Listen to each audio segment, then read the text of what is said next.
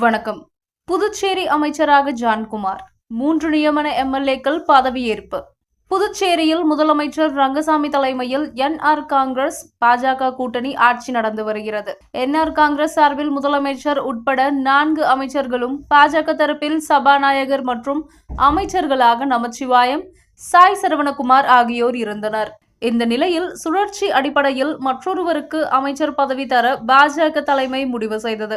அதேபோல மத்திய அரசால் நேரடியாக நியமிக்கப்பட்ட 3 எம்எல்ஏக்களையும் மாற்ற முடிவு செய்தது. இதற்காக கடந்த 27ஆம் தேதி பாஜக அமைச்சர் சாய் சரவணகுமார் தனது பதவியை ராஜினாமா செய்தார்.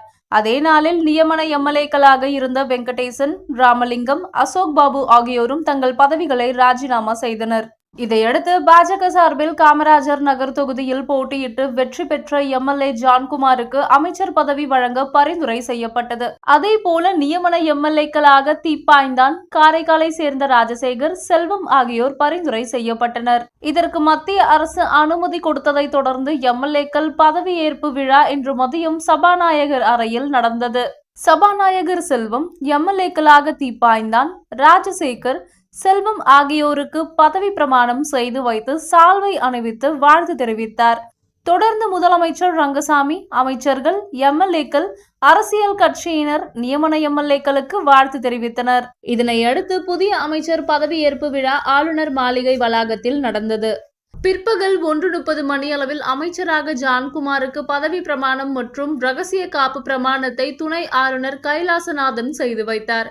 பின்னர் பதிவேட்டில் அமைச்சர் ஜான்குமார் கையெழுத்திட்டார்.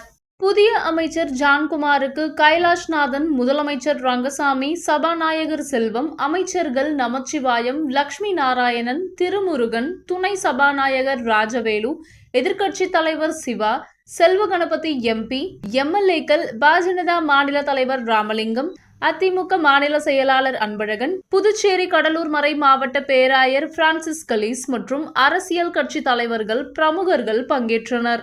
இதனைத் தொடர்ந்து அமைச்சர் ஜான்குமார் புதுவை சட்டசபைக்கு வந்தார். அங்கு 2வது மாடியில் உள்ள அமைச்சர் அறையில் உள்ள இருக்கையில் அமர்ந்து பொறுப்பேற்றார். முதலமைச்சர் ரங்கசாமி அமைச்சர்கள் இருக்கையில் அமர வைத்து வாழ்த்து தெரிவித்தனர். இந்திய அரசியல் அமைப்பின் பேரில் உண்மையான நம்பிக்கையும் பற்றுறுதியும் கொண்டிருப்பேன்.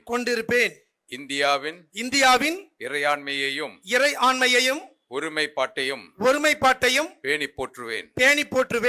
இந்திய ஒன்றியத்தின் புதுச்சேரி ஆட்சி பரப்பின் அமைச்சர் என்ற வகையில் என்னுடைய கடமைகளை உண்மையாகவும் மனசான்றின்படியும் ஆற்றுவேன்.